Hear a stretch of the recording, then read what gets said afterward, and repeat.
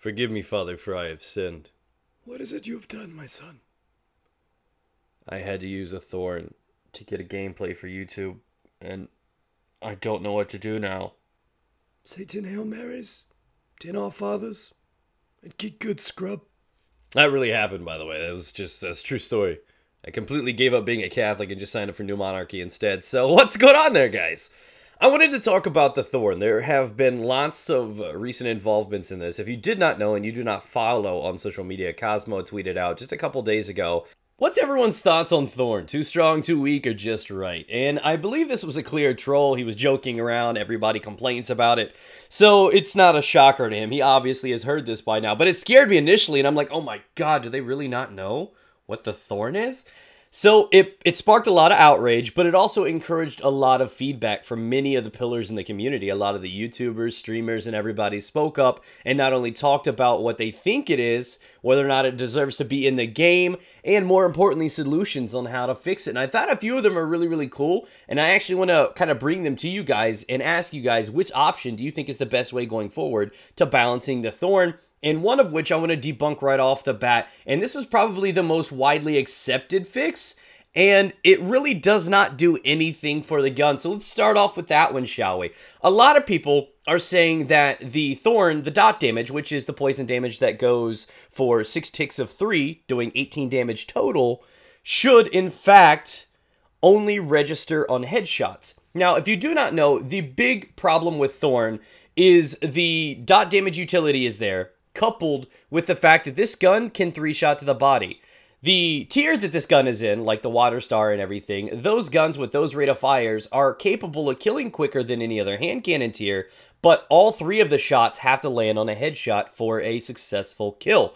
And because of that, they take a little bit of skill and finesse to use. This gun only needs 3 body shots and they burn out. And that's very, very easy to do with a Thorn. So their theory in the way to solve the Thorn and balance it in Crucible is to make it so that only precision shots register the dot damage, do the poison damage over time, and with that, everything will be all good. And if you look at the math, if you look at the stats, that's not possible. We're not even going to talk about aggressive ballistics, which is a couple damage stronger. We're actually going to talk about if you're equipping the rest of the stuff, like field choke and whatnot. This gun still does 79. So assuming that only headshots, precision shots, trigger the dot damage, you still get 18 damage on top of 79. That comes out to 97. Body shots, triggering no poison damage, still do 52 apiece. So that's 104 plus 97 is still 201. That's still a full kill inside a Crucible, meaning this gun goes from a 3 body shot to kill to a 2 body shot and 1 headshot to kill, which is not much of an upgrade. To be honest, that's kind of like asking mommy to kiss your dismembered leg. It's not really going to do anything for the meta. That's not even a temporary solution for a permanent problem. So everybody's saying that's a smart idea. It really isn't. It's not a good play to go with, and it's not going to really do anything for the meta. Option number 2, and what I thought was going to be the answer to all of our problems, was reducing the dot damage from 3 down to 1.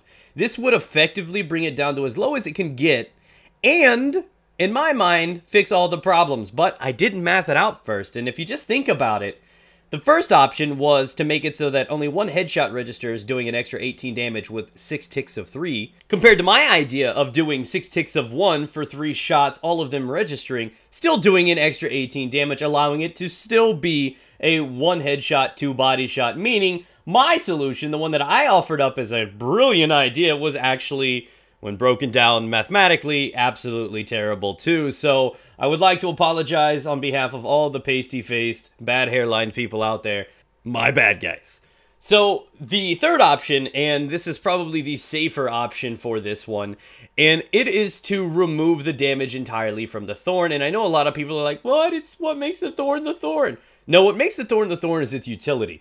The fact that that burn even exists on a primary, nonetheless, means it can be used at all times and can be triggered on the enemies so frequently, it's obnoxious. Its utility is that burn. And during that burn, that's an extra, what, 4 or 5 seconds that other person cannot regenerate their health, keeping them out of the fight or risking their lives. And that's not a good thing, to be at reduced health like that for extended periods. It really, really hurts the entire experience.